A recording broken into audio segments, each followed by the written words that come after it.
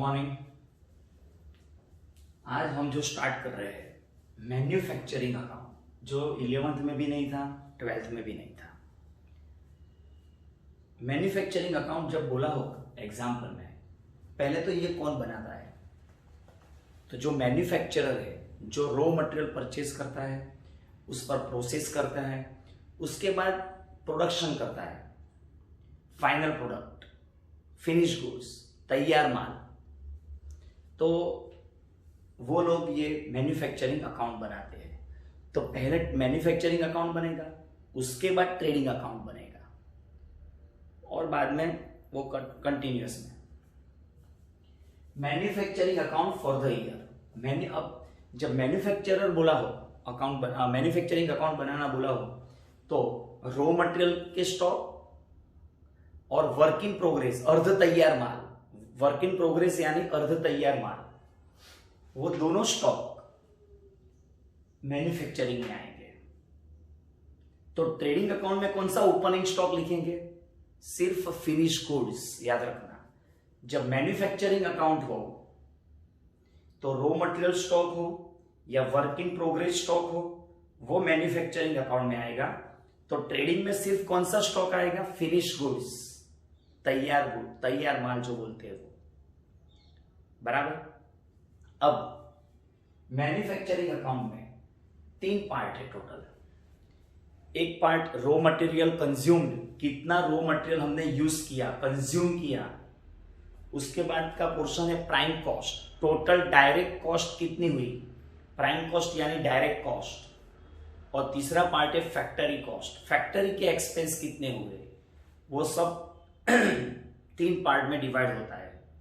पहला part raw material consume. Raw material consume यानी क्या? हमारे पास पहले ओपनिंग में स्टॉक था, दूसरा परचेज आया, नया परचेज किया, परचेज करने के लिए एक्सपेंस हुए, वो सब टोटल, उसमें से माइनस परचेज रिटर्न कितना हुआ, बराबर। और दूसरा उसमें से माइनस होगा closing stock of raw material consume, closing stock of raw materials, बराबर। तो देखो पहला point, opening stock of raw material plus purchase of raw material. पहले ओपनिंग में तो था ही इतना, नया परचेज किया, परचेज के रिलेटेड एक्सपेंस, सिर्फ ये 4-5 पॉइंट ही आएंगे इसमें। तो एक्सपेंस यानी ऑक्ट्रोय ऑफ ट्रेडिंग में नहीं आएगा, मैन्युफैक्चरिंग में आएगा। फ्रेट ट्रेडिंग में नहीं, मैन्युफैक्चरिंग में, बराबर। तीसरा था कैरेज इनवर्ड, और fourth one is unloading charge. Unloading यानी सामान हमने परचेज करके मंगवाया, सामान ट्रक के साथ आया है, ट्रक से उतारना पड़ेगा सामान हमारे गोडाउन में, स्टोर रूम में रखने के लिए। तो वो उतारना जो होता है सामान, लगेज, गुड्स, अनलोडिंग यानी गुड्स उतारने का खर्च, बराबर। ये भी परचेज का एक्सपेंस है। उसमें से माइनस 2 आइटम है, closing stock of raw material और दूसरा परचेज रिटर्न। अब आपको ऑब्जेक्टिव में ऐसा आ सकता है कि भाई सिर्फ फाइंड करो रॉ मटेरियल कंज्यूम, जो एमसीक्यू आएगा उसमें। तो रॉ मटेरियल कंज्यूम कैसे फाइंड करेंगे? तो सीधा फॉर्मेट पहले तो याद होना चाहिए, opening stock of raw material plus purchase of raw material plus carriage inward plus octroi plus unloading charge plus freight minus closing stock of raw material minus purchase return, जो आंसर मिलेगा रॉ मटेरियल कंज्यूम। ये objective में भी आ सकता है, बराबर। अब raw material consume मिल गया, उसमें 2 आइटम सिर्फ ऐड करनी है, तो मिल जाएगा प्राइम कॉस्ट। कौन सी 2 आइटम? एक डायरेक्ट वेजेस एंड एक डायरेक्ट एक्सपेंस। डायरेक्ट वेजेस के 3 और नाम है, जो एग्जांपल में उसमें से कोई भी नाम दे सकते हैं। Direct wages, production wages, manufacturing wages, and fourth one is direct wages, production wages, factory wages और मैन्युफैक्चरिंग वेजेस। 4 नाम है टोटल। उसमें से कोई भी नाम आ सकता है। बराबर। चलो रॉ मटेरियल कंज्यूम पहला आंसर मिल गया है, उसमें सिर्फ ये 2 आइटम ऐड करो, यानी आंसर मिलेगा आपको प्राइम कॉस्ट। ये दूसरा आंसर मिला, प्राइम कॉस्ट। अब आपको एग्जांपल में एमसीक्यू में दिया हो, रॉ मटेरियल कंज्यूम भी दे दिया, डायरेक्ट वेजेस दिया, डायरेक्ट एक्सपेंस दिया, आपको बोला है प्राइम कॉस्ट फाइंड करो, तो कैसे फाइंड करोगे? रॉ मटेरियल कंज्यूम दिया है, उसमें direct wages plus direct expense plus answer will be prime cost. बस ऐसे एमसीक्यू बन सकता है। प्राइम कॉस्ट में ऐड करना है फैक्टरी एक्सपेंस। फैक्टरी के जो करेक्टेड एक्सपेंस है वो कौन से एक्सपेंस है फैक्टरी के? तो फैक्टरी हमने रेंट पर ली हो तो factory rent, rates and taxes. Factory में सुपरवाइजर रखते हैं, फैक्टरी सुपरविजन चार्जेस। फैक्टरी में फ्यूल यूज होता है, ऑयल, डीजल, ग्रीस, बराबर, फैक्टरी फ्यूल। फैक्टरी में पावर होता है प्लांट चलाने के लिए, मशीन चलाने के लिए, फैक्टरी पावर और फैक्टरी इलेक्ट्रिसिटी। फैक्टरी में बिल्डिंग, फैक्टरी की जो बिल्डिंग होती है उस पर डेप्रिसिएशन। फैक्टरी में प्लांट मशीनरी होती है उसका रिपेयरिंग एक्सपेंस, उसका depreciation. In short factory related जो भी एक्सपेंस हो, सिर्फ ये फैक्टरी वेजेस याद रख जा, फैक्टरी वेजेस सिर्फ याद रखना, वो फैक्टरी में नहीं लिखते हैं, वो यहां पर लिखते हैं। रॉ मटेरियल कंज्यूम के बाद प्राइम कॉस्ट का उसकी आइटम से, बराबर। फैक्टरी बिल्डिंग पर इनडायरेक्ट वेजेस, हाँ अब ये याद रखना, डायरेक्ट वेजेस हो तो ये प्राइम कॉस्ट की आइटम है, और इनडायरेक्ट वेजेस हो तो ये फैक्टरी एक्सपेंस में आएगा, याद रखना, बराबर। वेजेस दो part, direct wages prime cost, indirect wages factory expense, simple, बराबर। Factory rent, rates, taxes, factory power, factory fuel, factory supervision, indirect, डेब्री, उसमें से माइनस। और मैन्युफैक्चरिंग करने के बाद कुछ स्क्रैप निकलता है, भंगार, तो वो स्क्रैप हम बेच देते हैं किसी भंगार वाले को, तो उसकी जो इनकम होती है वो फैक्टरी एक्सपेंस में से लेस करते हैं। ये जो फैक्टरी एक्सपेंस है उसमें से less sale of scrap, balancing figure जो आएगी उसको बोलेंगे हम net factory expense. Net factory expense, ये जो एक्सपेंस है फैक्टरी के, उसमें से ये माइनस किया तो नेट फैक्टरी एक्सपेंस मिला, बराबर, वो आउटर कॉलम में आ गया। अब उसमें ऐड करना है opening stock of work in progress, अर्ध तैयार मान लो opening stock, less closing stock of work in progress, और जो फाइनल आंसर आएगा इसमें ये प्लस होगा, ये भी प्लस होगा और ये माइनस होगा, और जो आंसर आएगा उसको कहते हैं फैक्टरी कॉस्ट, बराबर।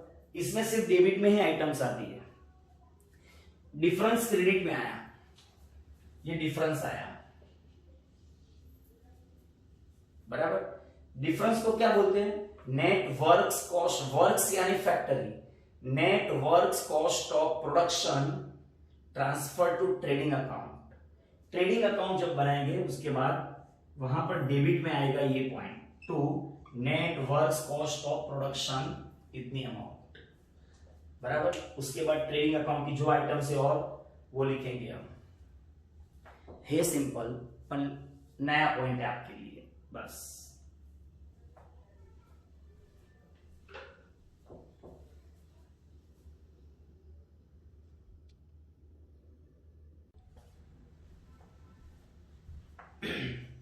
चलो उसका एग्जाम्पल स्टार्ट करते हैं हम मैन्युफैक्चरिंग का। Example number 11, mister Ram runs a factory which produce the motor spare parts of export quality. Following obtained from the information about his manufacturing expense on 31st March 16. Last line पढ़ लो, you are required to prepare manufacturing account for the year ended 31st March 16. सिर्फ एक ही account है, ये format समझने के लिए एक छोटा एग्जांपल है ये, और एकदम इजी है। Opening stock, work in progress, work in progress यानी अर्ध तैयार, बराबर, और क्लोजिंग स्टॉक। तो पहले क्या करना पड़ेगा, याद रखना, मैन्युफैक्चरिंग अकाउंट हो जब भी, फुल एग्जाम्पल आएगा उसमें भी पहले मैन्युफैक्चरिंग का फॉर्मेट बनाकर तैयार रखना है। To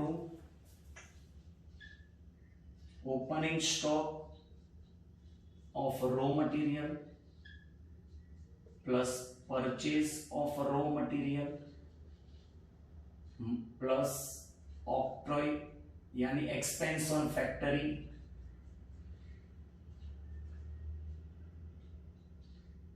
expense on purchase, expense on purchase उसमें कौन से आएंगे? Octroi, freight, carriage inward, unloading, उसकी जगह मैं छोड़ लेता हूं यहां पर, बराबर, minus purchase return and minus closing stock of raw material. जो आंसर आएगा यहां पर फर्स्ट पॉइंट मिला हमें रॉ मटेरियल कंज्यूम।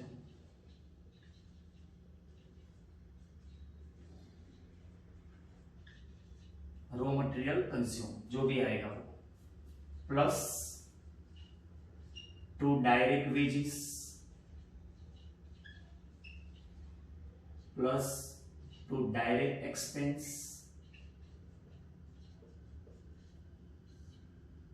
जो आंसर आएगा second number prime cost,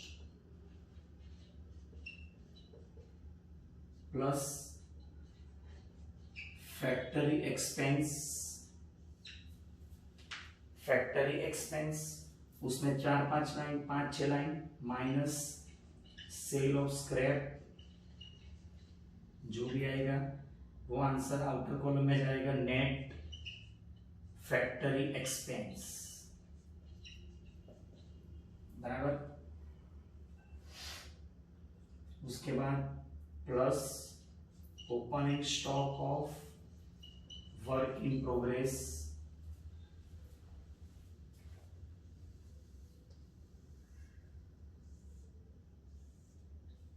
less closing stock of work in progress, जो आंसर आएगा वो factory cost,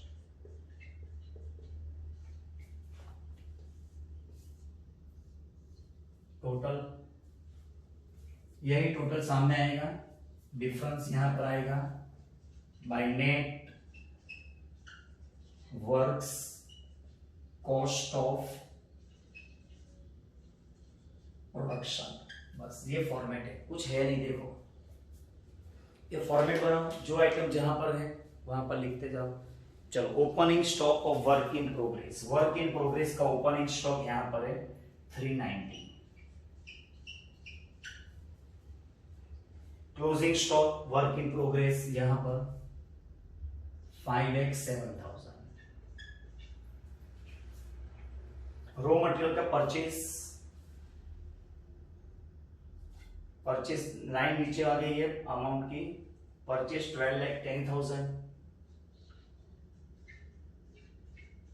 purchase 12,10,000, opening stock 3,02,000,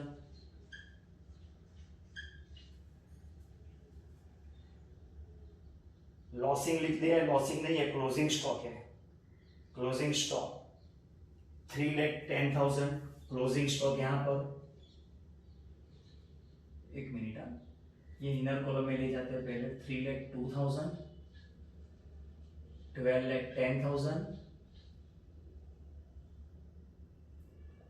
closing stock of raw material 3,10,000, net amount बाहर रखेंगे हम। Return, purchase return 18,000,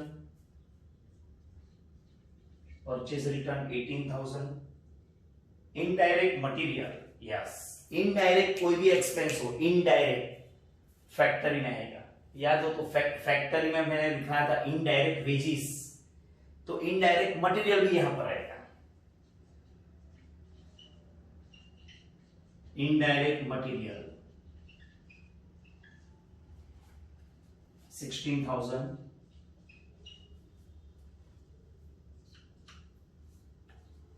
direct wages 210, indirect wages यहां पर, indirect wages 48,000। देखो format easy है एकदम। डायरेक्ट एक्सपेंस उसमें एक ही है, रॉयल्टी ऑन प्रोडक्शन, बाकी के एक्सपेंस अलग है। ये हेडिंग लिखा है लेकिन सिर्फ रॉयल्टी वाला हेडिंग है, रॉयल्टी ऑन प्रोडक्शन, यानी वो डायरेक्ट एक्सपेंस में आएगा। रॉयल्टी ऑन प्रोडक्शन, याद रखना ये point 130। Direct expense, royalty on production के ब्रैकेट में लिख देना पैम्पलेट में डायरेक्ट एक्सपेंस आ गया। चलो direct expense. Repair and maintenance factory में आएगा, रिपेयरिंग 230। डेप्री ऑन फैक्ट्री शेड यानी फैक्ट्री बिल्डिंग जो होती है उस पर डेप्रिसिएशन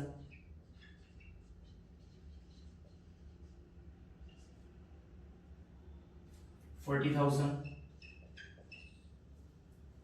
डेप्री ऑन प्लांट भी यहां पर आएगा, डेप्री on plant 60,000। By product selling price, by product sales, by product यानी जो हम प्रोडक्शन करते हैं ना उसके अलावा कोई और प्रोडक्ट मिलती है, हमें एक्स्ट्रा प्रोडक्ट मिलती है, बराबर। तो बाय प्रोडक्ट यानी एक्स्ट्रा प्रोडक्ट वो सेल किया हमने, तो सेल से, लेकिन बाय प्रोडक्ट यानी रॉ मटेरियल में से निकलता है वो, बराबर, प्रोडक्शन करने के टाइम, तो वो क्रेडिट साइड पर लिखेंगे। तो एक आइटम क्रेडिट में एक्स्ट्रा है यहां पर, by product sales 20,000। Main point है ये। अगर फॉर्मेट में भी आपको लिखना हो तो लिख सकते हो, फॉर्मेट में बाय प्रोडक्ट सेल्स, बराबर। चलो हो गया ये, और कोई पॉइंट? चलो कंप्लीट।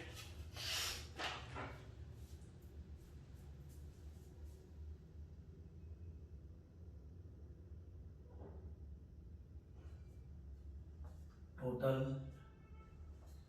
एक्सपेंस तो यहां पर कोई आया नहीं, 3,02,000 प्लस 12,10,000 प्लस माइनस आएगा 18,000 माइनस 3,10,000 बैलेंस 11,84,000। ये मिला आपको रॉ मटेरियल कंज्यूम, उसमें प्लस 2,10,000 प्लस 1,30,000। सेकंड आंसर मिला आपको 15,24,000 प्राइम कॉस्ट मिल गया। अब इसका टोटल 16,000, 48,000, 2,30,000, 1 लाख, ये दोनों का 1 लाख। स्क्रैप नहीं है, डैश, यानी ये रहा net factory cost 3,94,000। Scrap dash है, डायरेक्ट नेट फैक्ट्री कॉस्ट 394।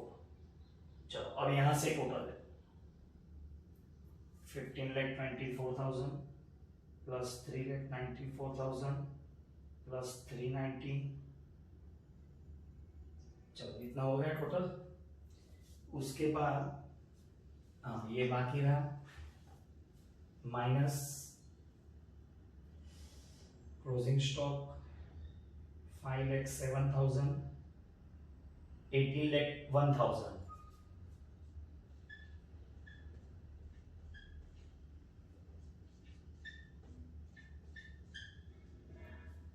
बराबर।